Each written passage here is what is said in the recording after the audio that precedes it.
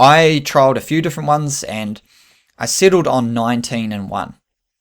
So that's 19 seconds and 1 second walking. Yeah, 19 minutes and 1 minute, and 14 and 1. So anything within that, but those numbers they're round numbers. So you want to be able to look at your watch and say, okay, I'm at my next 20 minutes. It's time to start running, or something easy like that. So you don't have to do calculations in your head. Yeah.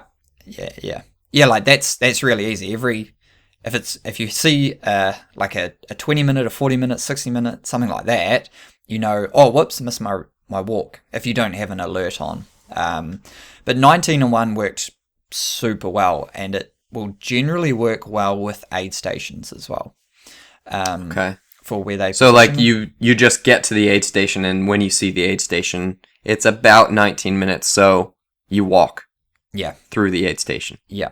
And how that came about, how 19 and 1 came about, is it actually gets to be quite a complex calculation of the cost versus the reward, like the risk reward. Because if I'm going to run a 240 marathon and I'm going to run from start to finish, I will run, I can't remember what it is off the top of my head. Let's say it's 3 minutes 40 per kilometer. Right. You have a calculator for this in your article, don't you? You have a whole spreadsheet that shows how fast you're going to run. Yeah.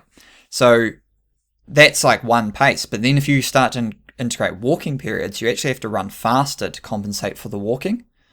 And so then, there's a certain percentage of how much faster you can run versus how much benefit you get from walking.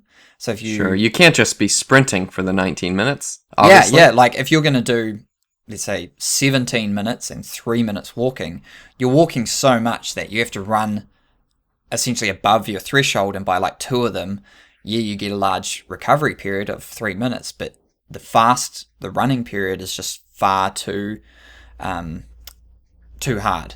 Like it's too depleting to be able to withstand a whole marathon. So the time loss is too big that you're really just not going to make it up. Yeah. And so that led me to 19, anywhere from really 14 and 1, like a 15-minute block, to a 20-minute block appeared to be the most appropriate Cool. in terms of gain loss